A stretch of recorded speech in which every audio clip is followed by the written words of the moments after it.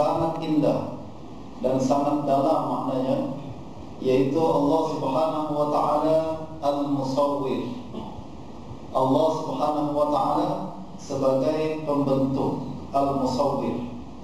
Nama ini disebutkan di dalam ayat suci Al-Quran yang berbincang tentang Asmaul Husna, dan disebutkan juga di dalam berbagai hadis-hadis Nabi SAW. Imam Al-Qurtubi mengatakan ijma' para ulama bahwa Al-Musawwir adalah salah satu nama daripada nama-nama Allah Subhanahu wa ta'ala yang menjelaskan hakikat, sifat, fi'il, perbuatan Allah Subhanahu wa ta'ala, dan kita akan mendalami apa makna sebenar daripada kalimat ini. Makna musawwir diambil daripada kalimat sawwara, yusawwiru, taswir, diambil daripada kalimat surah. Surah bermakna bentuk. Bentuk adalah surah bermakna bentuk. Taswir bermakna sesuatu yang membentuk sesuatu yang lain.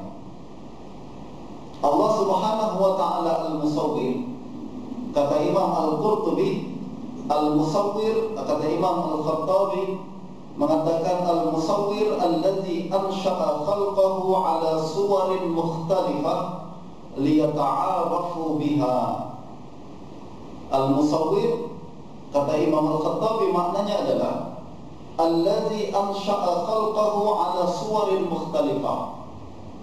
Ia adalah Allah Subhanahu wa ta'ala yang telah menjadikan setiap makhluknya di dalam bentuk-bentuk yang berbeza satu sama lain. Jadi Allah Subhanahu wa ta'ala Al-Musawwir maknanya Allah bukan setakat menjadikan satu makhluk. Kita sudah berbincang tentang Al-Bari semalam minggu yang lepas, dan minggu sebelumnya Al-Khaliq, Allah mencipta. Dan masing-masing kalimat Bari, Khaliq dan Musawwir memiliki makna yang hampir satu sama lain, yakni berkaitan dengan sifat Allah Subhanahu wa ta'ala yang menjadikan makhluknya. Tapi perbezaan kalimat ini sangat dalam sekali, dan perbincangan berkenaan dengan Musawwir ini berkaitan dengan sifat Allah Subhanahu wa ta'ala yang bukan hanya menciptakan makhluk sudah dijadikan, akan tetapi Allah Subhanahu wa ta'ala juga membentuk makhluk tersebut. Jadi bukan hanya menjadikan makhluk, tapi makhluk ini dibentuk oleh Allah Subhanahu wa ta'ala ala suwarin mukhtalifah, dalam bentuk-bentuk dan rupa-rupa yang berbeza satu sama lain. Kuda bentuknya berbeza dengan kucing, betul. Kemudian ikan berbeza satu sama lain, antara ikan pari dengan ikan susu berbeza. Dan ikan apa lagi? Aduh, lama saya tak cerita. Kita beli ke pasar dulu. Masing-masing ada bentuknya yang berbeza satu sama lain. Apa tujuannya? Kata Imam Al-Khattabi, liyata'arafu biha, agar kita saling mengenali bentuk-bentuk makhluk tersebut. Bayangkan kalau seluruh makhluk Allah jadikan sama semua, sukar kita nak identify, nak tahu, nak kenal satu sama lain perbezaannya yang mana. Manusia pun rupanya berbeza satu sama lain. Bayangkan kalau semua manusia dijadikan rupa sama semua. Nanti ada orang cakap, Pak Haji Ahmad titip salam kepada Haji Ahmad yang mana satu? Itu yang hidungnya macam ni, semua manusia hidungnya macam tu. Ni yang tingginya 160 cm, semua manusia macam tu. Sukar kita nak kenal yang mana satu makhluk atau mana satu manusia agar kita lebih dekat. Sebab perbezaan membuat identiti bagi seseorang dan membuat kita kenal dengan orang tersebut dengan perbezaan-perbezaan tersebut. Justru Allah Subhanahu wa ta'ala dengan hikmah yang sangat tinggi membentuk makhluknya berbeza bentuk satu sama lain. Antara lain adalah liyata'arafu biha, agar kita boleh saling tahu Kalau disebut nama saja terus kita nampak. Kucing berbeza. Oh ya, kucing lah, bukan rabbit. Ada perbezaan antara bentuk kucing dengan bentuk haiwan-haiwan yang lain. Kita lebih terus senang kita untuk mengingat benda-benda tersebut. Makna taswir, kata Imam Al-Khattabi, al-musawwir diambil daripada kalimat taswir. Taswir mana asalnya adalah at-takhtir wa tashkil. Taswir membentuk rupa. Makna asalnya adalah takhtir, yaitu Allah Subhanahu wa ta'ala membentuk garis-garisan. Kalau dalam muka dan wajah manusia ada kedut-kedutan, ada bentuk-bentuk tertentu, ada garis-garis tertentu, itu adalah bentuk daripada taswir. Wa tashkil, dan rupa, tinggi berapa, lebar berapa. Nah, ini juga masuk dalam kaitan bentuk yang Allah telah tetapkan. Jadi setiap makhluk Allah sudah tentukan kadar, rupa, tinggi, besar, lebar. Nah, segala sesuatunya telah Allah tentukan dengan sangat rapi. Ini yang kemudian disebut Allah Subhanahu wa ta'ala al-musawwir. Apabila kita pergi dan merujuk kepada ayat-ayat suci Al-Quran, Allah Subhanahu wa ta'ala menegaskan kepada kita bahawa dialah yang telah membentuk makhluk, secara khasnya manusia. Kita bincang makhluk sangat banyak, dan kita sekarang nak fokus kepada manusia saja. Al-Quran menunjukkan khas kepada manusia dan makhluk-makhluk yang lain, Allah Subhanahu wa ta'ala yang telah membentuk rupa kita ketika kita berada di dalam perut ibu kita. Kata Al-Quran, huwa alladhi yusawwirukum fil arhami kaifa yasha. Dialah Allah yang telah membentuk rupa engkau fil arham, ketika kita berada di dalam rahim ibu kita, kaifa yasha, dalam bentuk yang Dia kehendaki. Kita tak boleh order kepada Allah Subhanahu wa ta'ala, ya Allah, saya nak anak saya rupa macam ni. Kalau boleh mata biru, walaupun mak bapanya mata hitam, kita nak mata biru. Hidung kalau boleh panjang sikit, walaupun mak bapanya hidung panjang ke dalam. Kemudian bentuknya, rambut tak boleh. Allah Subhanahu wa ta'ala yang telah tetapkan kaifa yasha. Allah yang telah membentuk kita semua di dalam rahim ibu kita dalam bentuk yang Allah kehendaki. Ini menunjukkan kemahakuasaan dan kebebasan mutlak yang dimiliki oleh Allah Subhanahu wa ta'ala dalam melakukan segala sesuatu yang Dia kehendaki. Semakin tinggi darjat dan kekuasaan seseorang, semakin bebas dia nak melakukan apa saja. Ya kan, tuan-tuan? Semakin dia rendah kedudukan seseorang, semakin dia terikat, tidak boleh melakukan sesuatu melainkan dengan izin. Macam kita lah, pegawai rendahan saja, tuan-tuan, makan gaji. Nak pergi ke mana? Nak pergi office saja, nak pergi keluar daripada office saja, kena minta izin dulu dari HR. Saya nak keluar sekejap, okey, pergi pukul berapa, balik pukul berapa. Nah, kita orang bawahan. Tapi kalau kita pemilik syarikat, aku nak datang pukul 10, terpulang aku. Aku nak datang hari ini pun tak ada orang tanya kita. Semakin tinggi darjat seorang, semakin bebas dia melakukan kehendak dia. Apatah lagi Allah Subhanahu wa ta'ala yang paling tinggi, paling besar dan paling berkuasa. Justru kehendak dan perbuatan Allah Subhanahu wa ta'ala, semua yang dilakukan oleh Allah Subhanahu wa ta'ala bebas. Allah nak buat apa, tak ada yang tak perlu Allah Subhanahu wa ta'ala bertanggung jawab kepada sesiapa pun. Huwa alladhi yusawwirukum fil arham. Justru Allah telah ciptakan kita di dalam rahim ibu kita kaifa yasha, seperti mana yang Dia kehendaki, bebas. Bebas saja. Di dalam ayat yang lain, Allah Subhanahu wa ta'ala berfirman dalam surah Ghafir ayat 64, Allahu alladhi ja'ala lakumul arda qararan was-samaa'a bina'an wa sawwarakum fa ahsana suwarakum wa razaqakum minat thayyibat dzalikumullahu rabbukum fatabarakallahu rabbul alamin. Allah berfirman, Allahul ladzi ja'ala lakumul arda qararan. Dialah Allah yang telah menjadikan bumi untuk kita stable, tidak bergerak, tidak goyang. Sebab bumi tempat kita berpijak.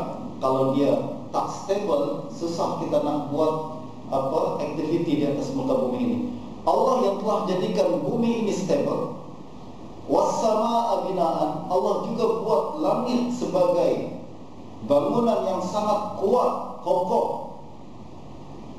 Kalau tak ada langit, langit dalam istilah kita sekarang adalah atmosfer sekarang, tentu. Kalau tak ada langit, banyak meteor jatuh ke tempat kita, batu yang jatuh ke atas ke tempat muka bumi ini dan menghancurkan seluruh makhluk yang ada di dalamnya. Allah buat dia binaan, satu bangunan yang sangat kuat menjaga kita.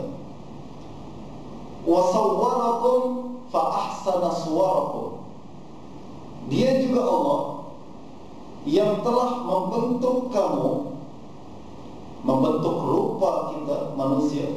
Fa ahsana suwarakum.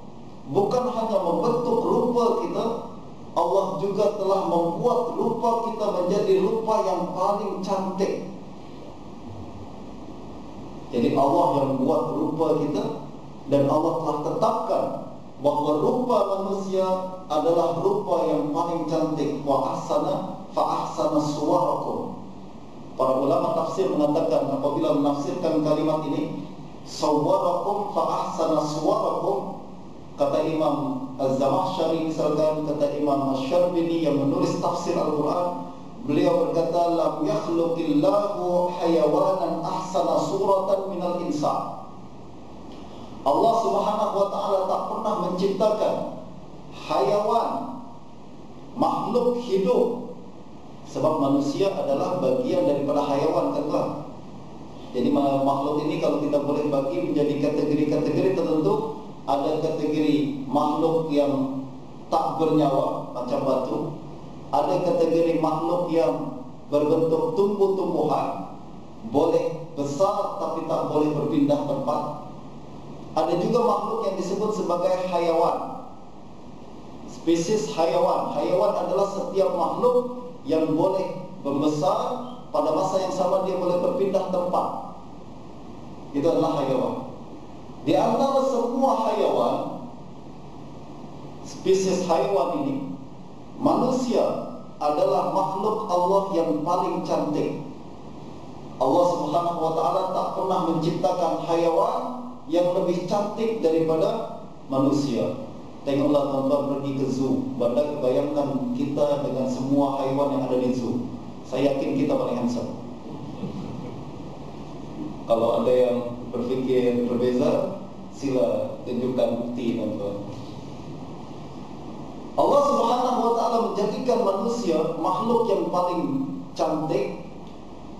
Bahkan kalau tuan-tuan kita coba fikirkan, banyak kalau saya suka tengok cerita-cerita science fiction macam Star Trek ke, atau yang berkaitan dengan aliens ke, atau apa, benda-benda yang lain. Ini adalah satu refleksi daripada imajinasi manusia yang mereka mencoba untuk berpikir keluar daripada kotak, tuan-tuan, out of the box. Coba tuan-tuan pergi dan tengok cerita-cerita seperti ini. Mereka coba membayangkan ada makhluk-makhluk tertentu di luar angkasa sana yang boleh berbicara, boleh berkomunikasi, akan tetapi bukan dalam bentuk manusia. Betul tak, tuan-tuan? Ada alien, makhluk luar angkasa yang bukan manusia, tapi bertingkah, berfikir seperti manusia. Bahkan mereka bayangkan lebih pandai daripada manusia, lebih civilized daripada manusia, dan berperilaku seperti manusia, tapi bentuk saja bukan manusia. Coba tuan-tuan fikirkan, alien dan makhluk-makhluk yang coba dibayangkan oleh ciptaan imajinasi manusia ini. Bayangkan sejauh mana mereka boleh mampu membuat dengan imajinasi mereka satu makhluk yang jauh lebih cantik daripada manusia. Ada tak tuan-tuan? Semua alien yang kita tengok dalam cerita tersebut lebih teruk daripada manusia. Ada yang kaki panjang lah, ada yang kepala besar lah, ada yang telinga panjang lah. Sebab mereka tak akan mampu membuat manusia makhluk. Mereka tak akan mampu membuat makhluk walaupun dalam imajinasi saja. Walaupun dalam imajinasi mereka yang paling kreatif sekalipun, mereka tak akan mampu membuat makhluk yang lebih cantik daripada manusia. Sebab Allah telah mengatakan wasawwarakum fa ahsana suwarakum. Allah telah menciptakan rupa kita dan membuat rupa kita adalah yang paling cantik daripada yang cantik. Kalau tuan-tuan boleh sekarang ambil cabaran ini, bukan ice bucket challenge, tapi challenge untuk membuat satu imajinasi. Coba tuan-tuan yang pandai sangat berimajinasi dan paling kreatif, pergi ke rumah, ambil cuti 40 hari, coba buat gambar, lukisan. Saya nak membayangkan satu makhluk yang lebih cantik daripada manusia, yang bukan manusia tapi lebih cantik daripada manusia. Sila tuan-tuan. Saya tak nak kaki macam ini, saya nak kaki macam ini lebih cantik. Saya nak kepala tak macam ini, kalau kepala macam ini lebih cantik. Coba tuan-tuan buat. Adakah kemampuan kita untuk membuat perkara tersebut? Tak ada rupa yang lebih cantik daripada manusia. Dalam ayat yang lain Allah Subhanahu wa taala berfirman, laqad khalaqnal insana fi ahsani taqwim. Allah Subhanahu wa taala telah menciptakan manusia dalam bentuk yang paling cantik, ahsan, yang paling sempurna. Maknanya inilah ciptaan Allah Subhanahu wa taala yang paling cantik, paling bagus, dan tak ada lagi sesuatu yang boleh lebih cantik daripada yang Allah telah buat ini. Itulah sifat Allah Subhanahu wa taala, al-musawwir, mencipta, bukan setakat mencipta akan tapi membentuknya dengan sangat indah dan berbeza satu sama lain. Ada sebuah cerita tuan-tuan diceritakan oleh Imam Al-Qurtubi dalam kitab tafsir beliau apabila berbincang tentang firman Allah Subhanahu wa taala, laqad khalaqnal insana fi ahsani taqwim. Kami telah menciptakan manusia dalam bentuk yang paling cantik. Pada satu hari ada seorang kerabat diraja dari Khalifah Bani Abbasiyah, yaitu Khalifah Al-Mansur. Kerabat diraja ini bernama Ali ibnu Musa Al-Hashimi. Beliau memiliki seorang istri yang sangat-sangat cantik. Karena memiliki istri, tak tahu dia sangat cantik ke, yang pasti adalah tuan-tuan, dia sangat cinta kepada istrinya ini. Hari-hari dia sangat nak selalu jumpa dengan dia, dan hari-hari selalu memuji istrinya ini. Pada satu ketika apabila tengah bersembang dengan istrinya, dia terlepas kata. Dia katakan, anti taliqun salasan illam takuni ahsana minal qamar. Engkau saya ceraikan 3 kali kalau engkau tidak lebih cantik daripada bulan. Maksudnya apa tuan-tuan? Karena nak puji istrinya, puji berlebih sampai dia bersumpah dengan talak. Ini orang Arab dulu sering macam itu. Kalau ini tak jadi, saya ceraikan istri saya 3 kali. Macam itu. Ini sekarang nak berlebih sangat nak puji istrinya. Dia katakan, engkau ini sangat cantik, engkau lebih cantik daripada rembulan. Kalau engkau tak lebih cantik daripada rembulan, engkau saya ceraikan 3 kali. Terlepas kalimat. Apabila mendengar kalimat ini, istrinya kemudian menarik diri. Lalu dia berkata, kalau begitu abang telah menceraikan saya. Orang semua cakap, tentulah rembulan yang lebih cantik daripada saya. Paham tak? Dia tarik diri. Suaminya cakap, bukan maksud saya macam itu, maksud saya nak puji, bukan nak ceraikan awak. Tapi awak cakap macam tu, maknanya awak telah menceraikan saya. Malam tu si suami tak boleh tidur. Besok paginya dia jumpa dengan Khalifah Al-Mansur. lalu dia ceritakan perkara ini dengan sangat panik sekali. Al-Mansur pun kumpulkan para ulama fuqaha untuk membincangkan perkara ini. Soalannya, jatuh ke tak jatuh talak tersebut? Tengok orang ulama terdahulu apa? Khalifah terdahulu, walaupun dia berkuasa tuan, dia tak terus putuskan perkara yang seperti dia kehendaki. Kalau kita zaman sekarang senang jalan, tak jatuhlah. Nama aku tanggung, aku khalifah paling tinggi ni. Tak payahlah awak cakap sembarangan jalan, tak balik sana. Tapi walaupun khalifah yang sangat berkuasa, dia tak akan putuskan perkara agama mereka apabila bermusyawarah dengan para fuqaha. Kumpulkan ahli fiqh dari berbagai mazhab, duduk bincang perkara ini. Satu persatu para ulama lalu mengatakan jatuh talak. Kenapa?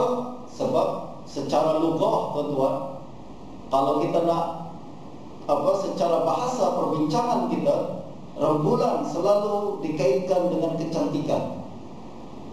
Rembulan selalu dikaitkan dengan kecantikan. Lalu kalau ada manusia dikatakan lebih cantik daripada rembulan, ini bertentangan dengan pemahaman manusia pada hari itu yang melihat adalah rembulan jauh lebih cantik. Justru ramai fuqaha mengatakan awak tak jatuh. Kecuali ada seorang ulama di situ bermazhab Hanafi, apabila ditanya oleh Al-Mansur, kenapa awak tak cakap saja? Yang lain sudah mengungkapkan pendapat dan pandangan mereka, awak sekarang terakhir. Apa pandangan awak? Dia lalu berkata, Bismillahirrahmanirrahim, wattini wazzaitun wa turi sinin wa hadzal baladil amin laqad khalaqnal insana fi ahsani taqwim. Allah Subhanahu wa taala telah bersumpah mengatakan bahwa manusia telah diciptakan dalam bentuk yang paling cantik. Ini menunjukkan bahwa manusia lebih cantik daripada bulan.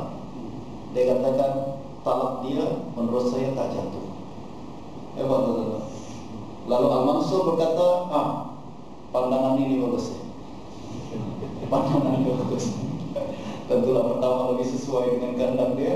Yang kedua, memang secara ayat Al-Quran manusia diciptakan lebih cantik. Ahsan taqwim, fi ahsan taqwim, Allah telah bentuk dan rupa dia lebih cantik daripada seluruh makhluk yang lain. Maknanya kalau engkau katakan istri aku lebih cantik daripada rembulan, betul. Besok tuan-tuan kalau nak bergurau sama istri, buat macam itu. Awak lebih cantik daripada rembulan. Tak, kita tak berdusta, betul. Kita lebih manusia lebih cantik daripada rembulan. Dalam ayat suci yang lain, kita berbincang tentang Allah Subhanahu wa taala Al-Musawwir. Dalam ayat suci yang lain dalam Al-Quran, Allah menjadikan perbezaan rupa manusia sebagai tanda wujudnya Allah Subhanahu wa taala dan tanda kebesaran, kudrah dan kekuasaan Allah Subhanahu wa taala. Yaitu dalam firman Allah Subhanahu wa taala dalam surah Rum ayat yang ke-22. Allah berfirman, "Wa min ayatihi khalqus samawati wal ard wa ikhtilafu alsinatikum wa alwanikum inna fi dzalika laayatin lil alimin." Dalam qiraat yang lain, laayatin lil alamin. Allah Subhanahu wa taala berfirman, "Wa min ayatihi", salah satu tanda-tanda kekuasaan dan wujud Allah Subhanahu wa taala. Ini kalau kita nak berbincang kepada orang yang tak percaya kewujudan Allah Subhanahu wa taala. Walaupun berkali-kali kita katakan orang yang tak percaya wujud Allah Subhanahu wa taala wujud, ini adalah mengandung penyakit, memiliki penyakit yang sangat dalam pemikiran dia. Sebab tanda-tanda Allah sangat banyak menunjukkan bahawa Allah hadir, wujud dan berkuasa. Salah satu tanda-tanda tersebut, kata Allah Subhanahu wa taala, kalau kita nak fikirkan, khalqus samawati wal ard, penciptaan langit dan bumi ini. Langit dan bumi menunjukkan wujud Allah Subhanahu wa taala yang sangat berkuasa. Nanti kita bincang pada kesempatan yang lain. Wa ikhtilafu alsinatikum, yang kedua, bukti kewujudan Allah Subhanahu wa taala perbezaan bahasa kita, dialek kita berbeza satu sama lain pun wujud, membuktikan wujud Allah Subhanahu wa taala. Nanti akan kita bincangkan dalam kesempatan yang lain, tuan-tuan.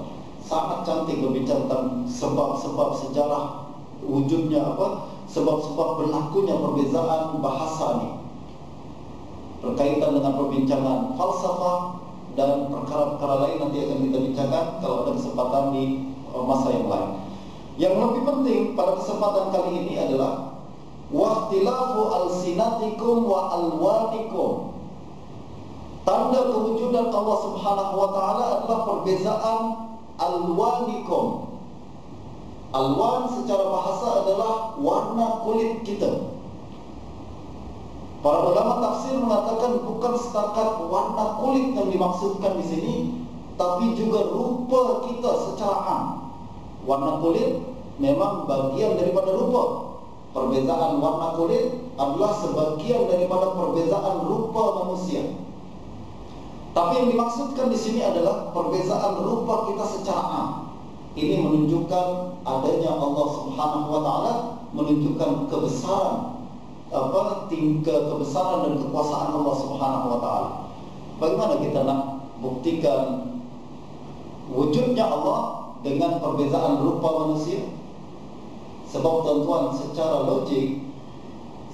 logik, kalau satu produk keluar, dua produk yang keluar daripada satu kilang yang sama, produk tersebut sama. Betul tak tuan-tuan? Kita buat kereta BMW keluar dalam satu kilang yang sama, produser yang memproduce benda tersebut pun sama, desainernya pun sama, pembuatnya semua sama, keluar produk yang sama. 5 series semua, 3 series semua, bentuknya sama, spesifikasinya pun sama semua, sebab keluar daripada kilang yang sama. Tapi manusia keluar daripada kilang yang sama, anak kita semua berbeza satu sama lain. Maknya sama, tapi ada yang rupanya berbeza dengan satu sama lain. Bahkan tuan-tuan, sebanyak 6 bilion manusia yang hidup di atas muka bumi sekarang ini, tak ada satu orang pun yang identikal sama satu sama lain. Tak ada. Mesti ada perbezaan walaupun sedikit. Yang paling ketara yang sekarang tengah berkembang pada saat ini adalah perbincangan tentang thumbprints, perbezaan dari segi sidik jari kita. Tak ada 2 orang manusia dari 6 bilion manusia yang identical thumbprint sama satu sama lain. Tak ada, berbeza satu sama lain, berbeza. Kenapa boleh berbeza? Kenapa dari segi rupa pun satu sama lain berbeza, dan dari segi thumbprint tak ada satu orang pun manusia yang sama dengan manusia yang lain? Ini menunjukkan bahawa ada zat yang maha berkuasa, ada zat yang maha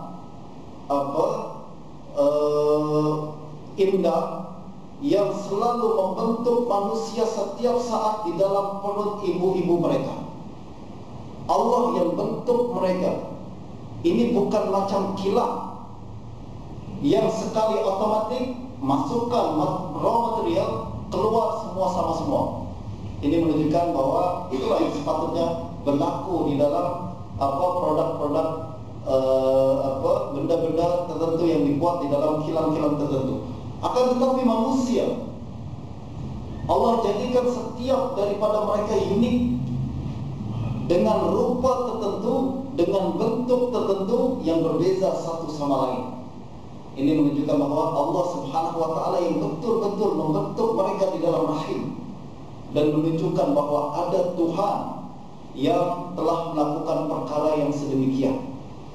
Justru ini tuan-tuan, kalau kita nak explore lebih jauh lagi, kemudian kita tengok bagaimana para ulama berbincang tentang sifat Allah Subhanahu wa taala yang maha membentuk makhluknya, akan melahirkan sifat keimanan yang sangat tinggi. Kita semakin hari semakin yakin bahwa Allah Subhanahu wa taala yang telah membentuk manusia, dan karena Allah yang telah membentuk manusia, ini menunjukkan bahwa Allah Subhanahu wa taala wujud, ada dan selalu hadir di dalam kehidupan kita.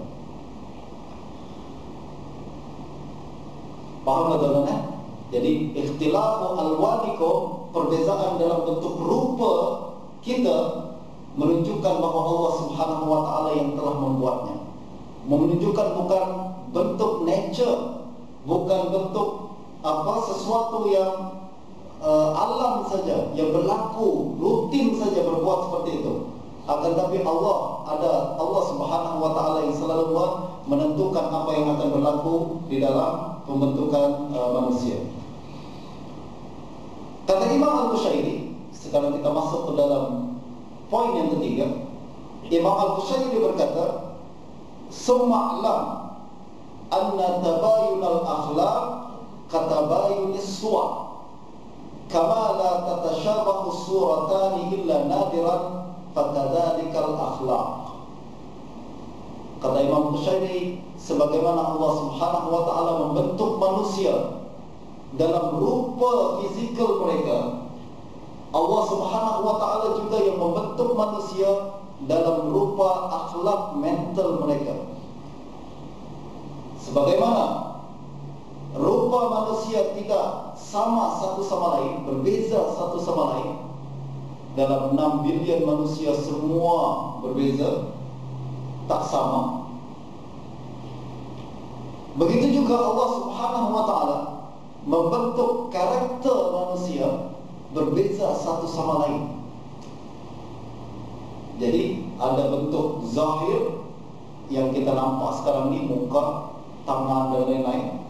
Ada juga bentuk dalaman yang disebut sebagai karakter, atau istilah ahli tasawuf pada zaman dahulu, mereka menyebutnya sebagai akhlak.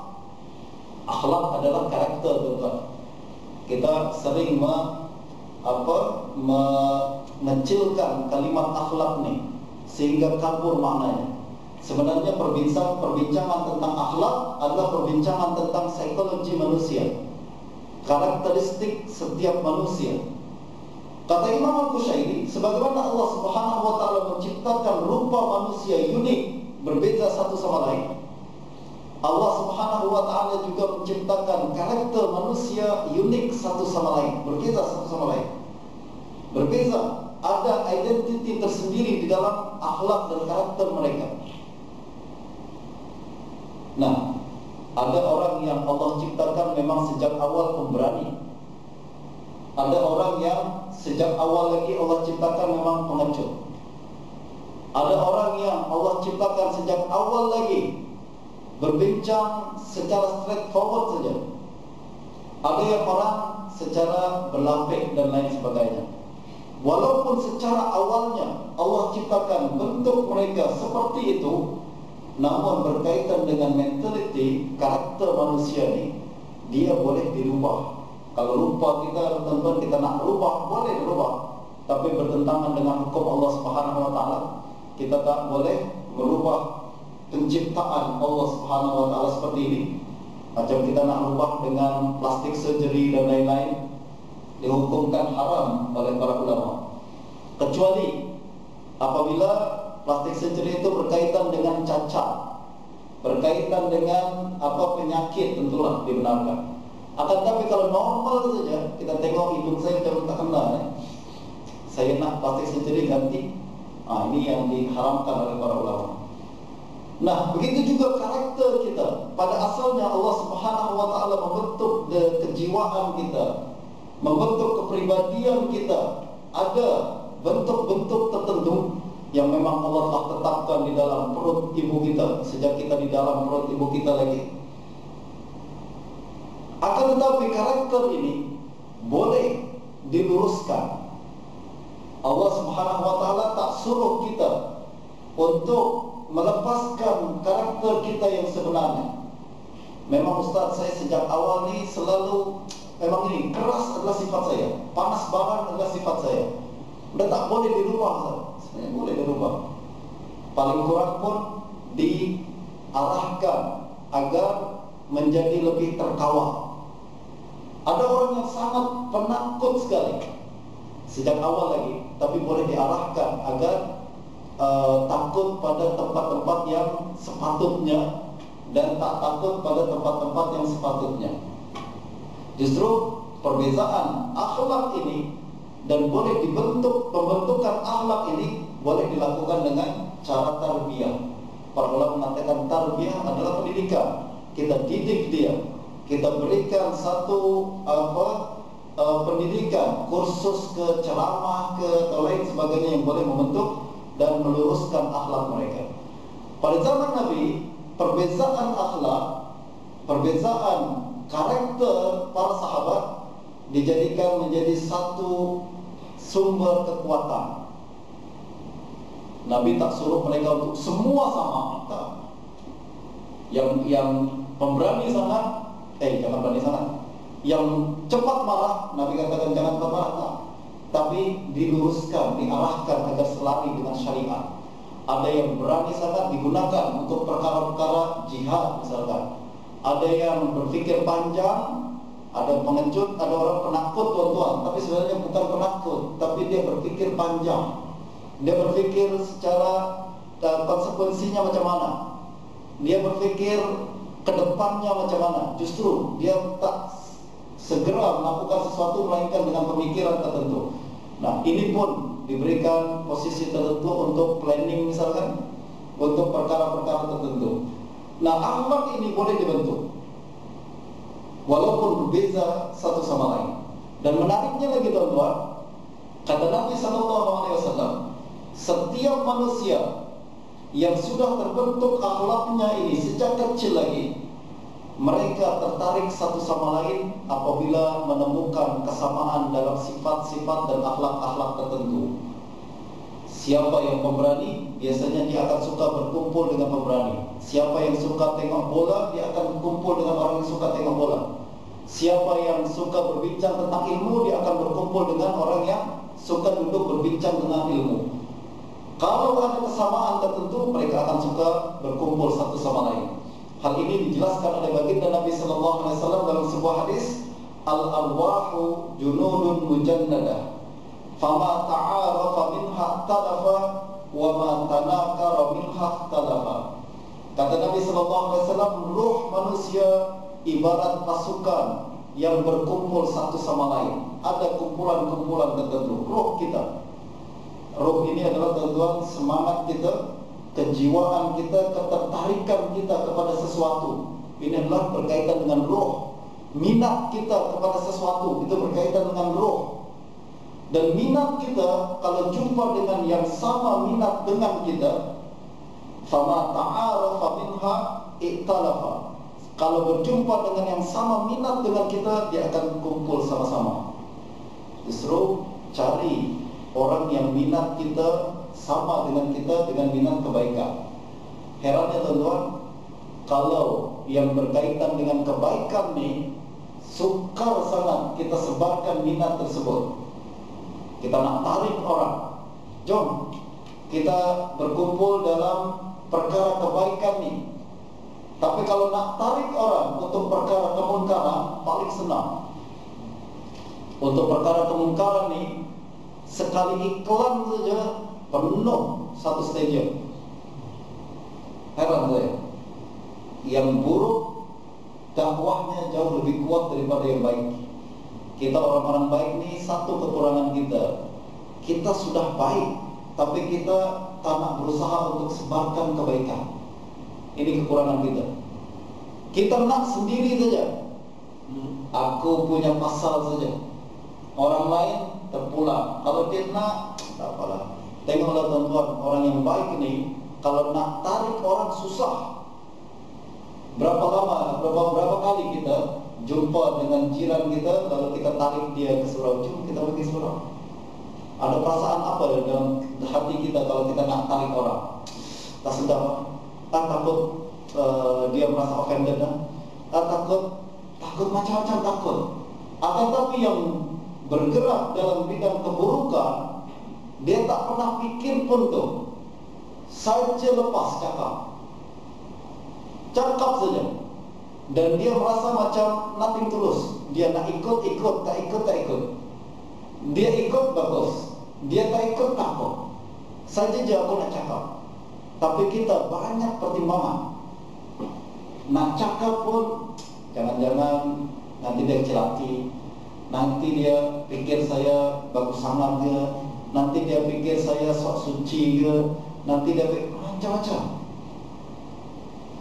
Kita untuk menyebarkan kebaikan ni, berbagai perkara yang mesti kita berbagai halangan yang membuat kita, menghalang kita untuk melakukan perkara tersebut. Berbeza dengan apabila keburukan nak disebarkan sangat cepat dan banyak menarik orang lain. Justru itu tuan-tuan, kita sepatutnya mencoba untuk menyebarkan kebaikan ini. Kita coba berbincang kepada orang yang kita kenal mulai daripada orang-orang yang kita kenal dahulu. Lalu kita coba tarik mereka. Kalau mereka datang, alhamdulillah. Kalau tak datang, coba lagi pada kesempatan yang lain dengan cara yang berbagai. Jangan kalimat itu juga, jangan skrip yang kita pakai itu juga. Kreatiflah sikit.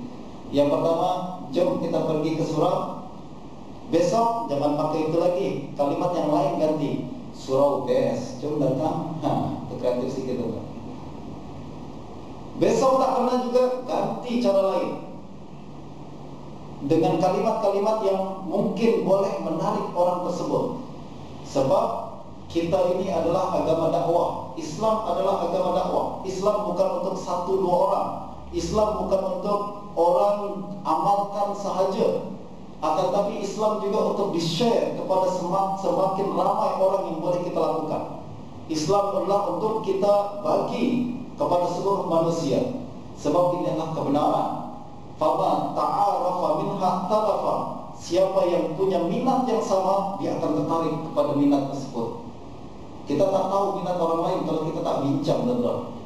Kalau kita tak bincang, berjumpa dengan dia, kita tak tahu minat dia. Tapi kalau kita sudah lontarkan satu kali, ternyata dia tertarik, saham kebaikan tersebut adalah untuk kita juga.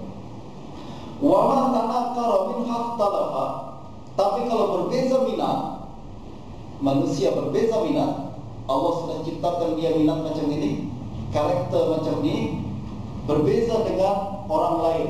Minat berbeza, karakter berbeza, apa yang akan berlaku? Fama tanakara minha talafa. Yang berbeza minat, dia akan pecah. Kita suka untuk menarik dia, kita suka nak duduk sama dia. Justru yang paling pandai berdakwah adalah apabila seorang ustaz tahu minat audiensnya. Oh, dia minat bola nih, saya nak dakwah dengan cara bola misalkan. Kita ikut minat dia. Nah, dia mulai terbuka dan senang untuk menerima ucapan-ucapan kita. Jangan terus di mana-mana kita pun berceramah. Di padang bola kita ceramah, di padang bola kita buat macam di masjid. Nah, berbeza, minat berbeza akan membuat hati berpecah satu sama lain. Satu ketika ada seorang tabi'in bernama Al-Harith ibn Umairah. Diriwayatkan oleh Imam Abu Nu'aim dalam Hilyatul Awliya. Beliau mengatakan Harith bin Umairah ini satu ketika pergi ke Irak, lalu berjumpa dengan sahabat Nabi bernama Salman Al-Farisi. Dia tak kenal Salman. Salman pun tak pernah berjumpa dengan dia. Akan tapi apabila Salman tengok muka dia, Salman sudah mulai kenal dengan dia. Dia katakan, tunggu sebentar. Lalu berjumpa, berbincang satu sama lain.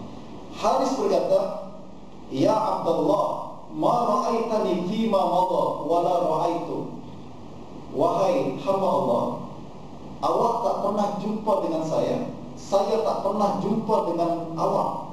Tapi kenapa macam kita kenal satu sama lain?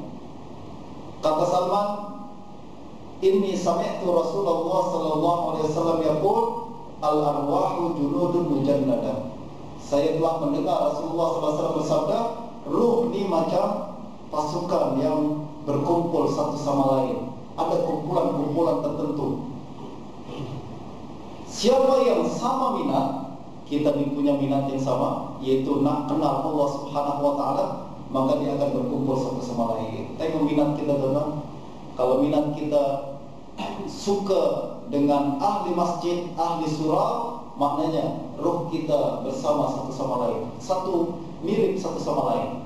Justru ini adalah satu kebaikan sangat besar dari Allah Subhanahu wa taala untuk kita. Itulah kesimpulan teman-teman, Allah Subhanahu wa taala Al-Musawwir.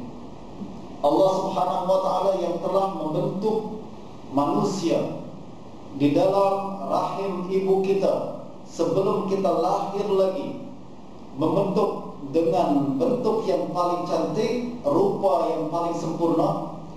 Yang kedua, Allah Subhanahu wa taala bukan cuma membentuk rupa kita, tapi juga membentuk mental kita, karakter kita. Justru karakter yang paling baik adalah orang yang punya akhlak yang paling baik, akhlak yang paling mulia.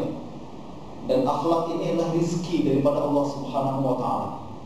Sementara orang yang paling buruk adalah orang yang memiliki akhlak yang paling teruk. Akhlak yang paling buruk, akhlak yang buruk lebih merugikan berbanding rupa yang buruk. Rupa yang buruk tak apa tuan-tuan.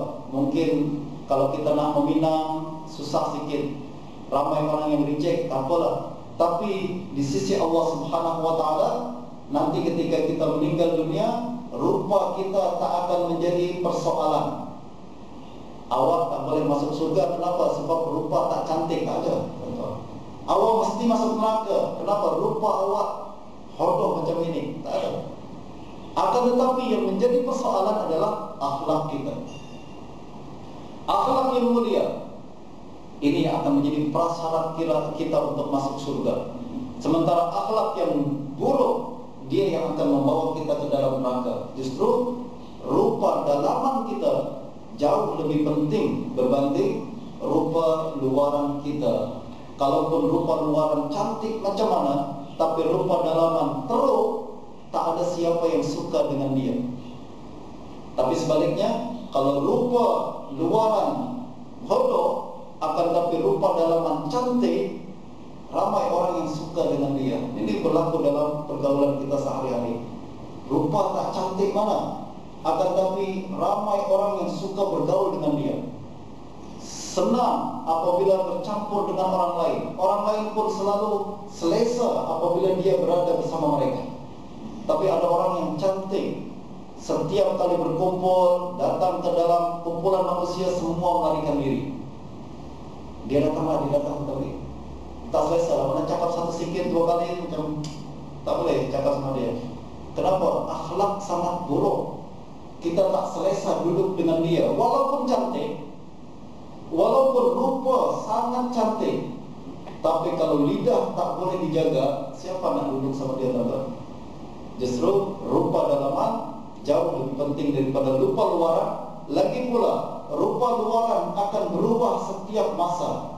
Yang dulu cantik, sekian lama, sekian tahun kemudian, dia akan berubah menjadi tua dan tak cantik lagi. Akan tapi akhlak semakin hari semakin meningkat. Akhlak yang mulia semakin hari akan semakin disukai oleh manusia. Berbeda dengan rupa luaran kita. Justru Nabi SAW adalah manusia yang bukan hanya rupanya cantik, tapi dalamannya pun, rupa dalaman atau akhlaknya pun sangat tinggi. Wa innaka la'ala khuluqin azim. Sesungguhnya engkau berada dalam akhlak yang sangat mulia. Jadi tuan-tuan, kita coba untuk meneladani baginda Nabi SAW. Salah satu doa yang sering kita dengar, kita minta kepada Allah Subhanahu wa taala untuk mempercantik akhlak kita sebagaimana Allah telah mempercantik rupa kita. Pernah dengar doanya, tuan-tuan? Allahumma kama hassanta khalqi fahassin khuluqi. Allahumma kama hassanta khalqi fahassin khuluqi. Ya Allah, sebagaimana engkau telah mempercantik rupa saya, khalqi saya. Khalq adalah rupa luaran kita. Sebagaimana engkau telah mempercantik rupa luaran kita, fahassin khuluqi, percantiklah rupa dalaman saya. Ini doa yang sering kita dengar dan kononnya dibaca apabila kita melihat cermin, kata tuan. Doa apabila melihat cermin. Actually ini adalah sebuah yang berkaitan dengan doa cermin ini riwayat dhaif, lemah, dan bagaimanapun ini doa bagus untuk kita amalkan. Bagus kita amalkan. Bukan hanya ketika kita melihat cermin. Jadi bukan hanya cermin saja. Tengok cermin, tengok muka kita, handsome-nya saya. Lalu Allahumma kama hassanta khalqi fahassin khuluqi. Ya Allah, sebagaimana Engkau telah membuat rupa luaran saya handsome, maka buatlah rupa dalaman saya pun handsome. Boleh dibaca macam itu? Boleh, silakan. Ketika kita lihat cermin ke, tetap lihat cermin. Atau kita baca ketika kita salat. Lepas kita salat, ya Allah, doa seperti ini. Ya Allah, sebagaimana Engkau cantikkan rupa luaran saya, cantikkan juga rupa dalaman saya. Dua-dua boleh kita lakukan. Satu ketiga diriwayatkan oleh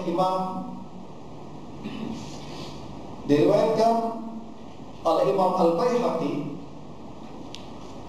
bahwa satu ketiga Ummu Darda mendengar suami beliau, yaitu Abu Darda.